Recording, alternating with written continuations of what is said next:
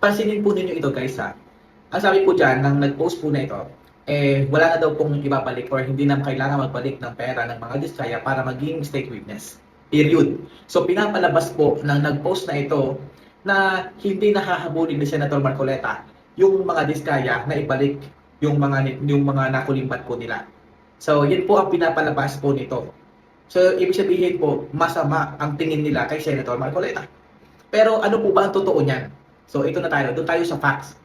Doon, pakinggan po ninyo guys kung ano po yung explanation dyan ni Senator Marcoleta. Matagal niya na pong ipinapaliwanag ito sa inyo, sa ating lahat. Pakinggan nyo po muna at intindihin nyo. Tagalog naman po ito, maiintindihan po ninyo ito, lalong-lalo na sa nag-post nito. Doon po sa pag-apply ng Witness Protection Program, wala kang kailangang isoli. Para mag-qualify. Kasi nag-a-apply ka pa lang. Yes po. Kung sakasakali, matapos ang kaso, halimbawa, na pinasimulan ng isang witness, state witness, halimbawa, ito'y tumuloy-tuloy at talagang nagamit yung kanyang testimony, merong naparusahan, nakita natin yung mga malalaking isda, at pagkatapos sinabi naman ng gobyerno, ikaw, hindi ka naman makakaalpas naman sa pananagutan, meron ka rin namang civil liability. Nakwenta namin na meron kang pananagutan kasi yung imanggang project mo, kulang-kulang, dinetermine namin, kinuwenta namin, ito yung isosoli mo sa gobyerno. Doon pa lang siya magsosoli. Kasi nagamit na natin siya eh. Hindi ka makapag-identify ng malalaking isda kung wala yung testimony niya.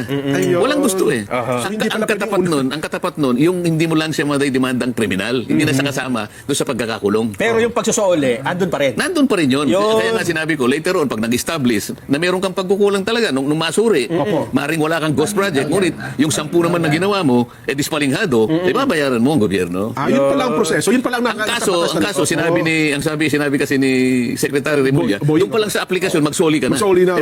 Wala pa kang... Hindi pa nga nagsimula ang kaso na isosoli niya. Sino magdidetermine kung magkano isosoli? Na sinusugan naman po ng Senate President. Hindi niya sinusugan. Parang ginamit niyang dahilan. Yes. Mabuti na lang, nung muling magkausap, nandun naman siya, nagdispensa naman siya. Sige, ganito na lang gawin natin. Total, nandito na ako.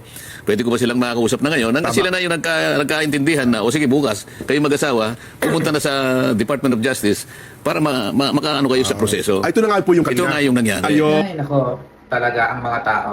So guys, malinaw na malinaw po ang explanation dyan ni Senator Marcoleta. Babawiin, kukumputin ng gobyerno after po makulong yung mga sindikato, yung mga salarin. So kukumputin po yung lahat ng nakulimbat ng mga diskaya, ng state witness. So guys, ang sinasabi po na hindi kailangan bawiin muna ay dahil sa